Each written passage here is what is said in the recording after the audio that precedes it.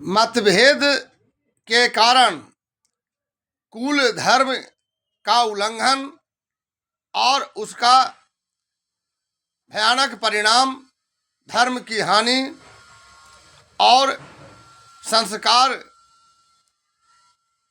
में ह्रास होना, संस्कार की क्षीणता होने का भी एक शंका है समाज में। आइए इस प्रकार जानिए। प्रायः यह भी देखने को मिला है कि किसी के परिवार में आपस में यदि बंटवारा हो गया, मतभेद हो गया, बात विचार नहीं रहती है,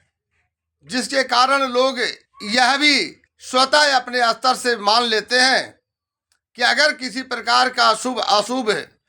बातों से अगर मतलब रखना है तो अगर जिससे मतलब नहीं है, जिन परिवार में जैसे 4 भाई अगर हैं और 2 भाइयों से अगर मतलब नहीं है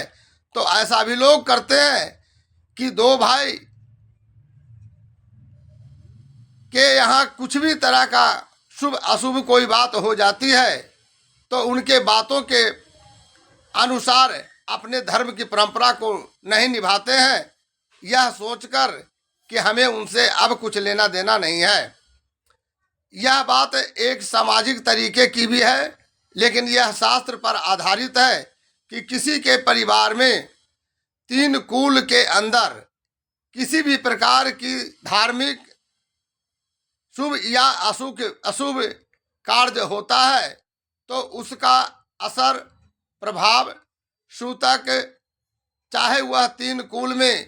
300 परिवार क्यों न हो,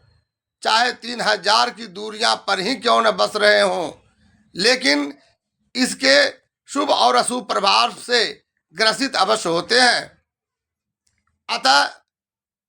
यह सुझाव देना चाहेंगे कि यह शास्त्र के अनुसार आधारित है कि 3 पीढ़ी के अंदर किसी भी प्रकार की शुभ और अशुभ बातों का प्रतिफल अगर होता है तो उसके नियम के धर्म का पालन करें, उसके धार्मिक नियमों का अवश्य पालन करें। ऐसा नहीं करने से जो लोग इस प्रकार के नियम का उल्लंघन करते हैं, उनके कुल देवता उनके अपने घर से प्रस्थान कर जाते हैं और उनके द्वारा किए गए पूर्व सारे पुण्य छीन हो जाते हैं। यही नहीं, वैसे व्यक्तियों के द्वारा आगे किए गए पुण्य का कोई फल प्राप्ति नहीं होता है। इसलिए मतभेद के अनुसार अपने कुल धर्म की परंपरा को ना माने, बल्कि शास्त्र के नियमानुसार 3 पीढ़ी के अंदर तक की बात का जरूर पालन करें। आपसी मतभेद एक धार्मिक मतभेद नहीं होता है। धन्यवाद।